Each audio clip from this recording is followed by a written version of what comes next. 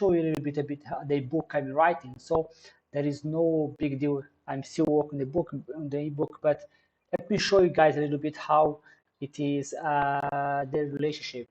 We are going to build this kind of stuff here, but what's interesting about this the relationship is this one here. If you plot we are going to use just the HbA1c level. It's just one factor, even though we have 8 of them. But if you take this level here, you can see that there is a zone which is totally no diabetes, zero, no diabetes. But then there is a zone that is total diabetes, but there is this fuzzy one. The extra parameters, the extra feature that can add to your model, which I have tested, not even to add all of them. I think I don't know which one I have added, but I have added maybe just 4. I mean, total. So I think it was body mass index, and I was able to predict as well this most of this fuzz. I think it was almost 100% of prediction. If you come here as well, you can see that the people they are claiming like 90. It's 99, almost 100% of accuracy using Python. We are going to use MATLAB. But the point is that in that specific case, they have used a huge model with a huge amount of hidden layers, and they have used all the features. We can get even better result or similar result using less. I have used just 2,000 samples, and I have used just the one hidden layer. So my model is simpler.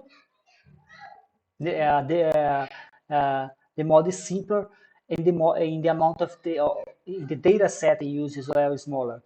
So so that's one thing that should keep your mind.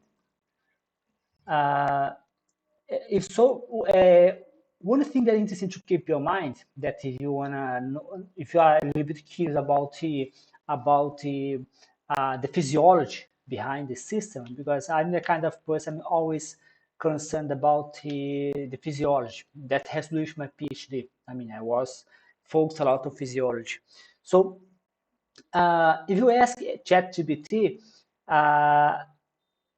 what is HbA1c? It gives you a very nice explanation. It's a measure that takes the average level of blood sugar. So it means that during a period of time, they are going to test the person for sugar for about 2 or 3 months. That's a very long period of time, and the body as well has a kind of stable period. If your body weight is going to change more or less in the same frequency, so it gets more or less the time spent for you to more or less the time spent for you to have change on your body weight. So in the case of glucose, they are using it as a kind of as an indicator of possible dangerous variation on your blood. So this test is used to diagnose and monitor diabetes. So as ChatGPT is telling you, I'm totally recommend you use ChatGPT for get to know not just about physiology, as well about coding, programming. It's a very nice artificial intelligence.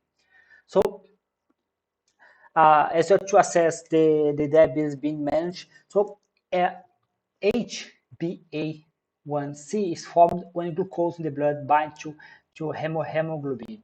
I'm not get too much on the detail. I'm going to somehow leave for you as well a document, but important the higher the level of glucose in the blood, the more HbA1c will be formed, which is a dynamic. So it's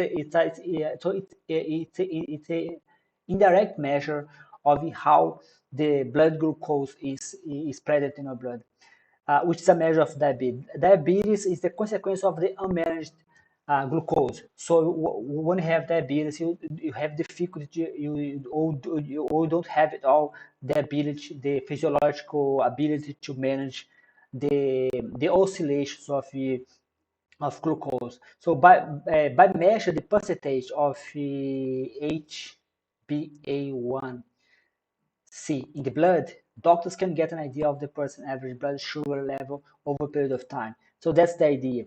The idea is like so that error, that if you see that error here, that the design was based on the text. So there's error here in which here more or less people that has no diabetes, the one that have diabetes, and this here that you can see that it's a kind of fuzzy. Someone can have it or someone cannot have it. It's not very easy to identify. So just to get to because we are going to use a function that's more or less like this. It's called Lelu function, more or less like this. Relu function, reactivation function. I'm going to explain better when we have the time.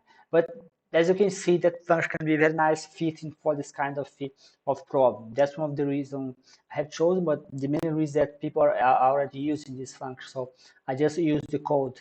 I just adapt the code that was present on Kango. So I guess that's all that I have to explain. I guess that's all I have to explain for the part of physiology for now. I think that's all that I have to explain.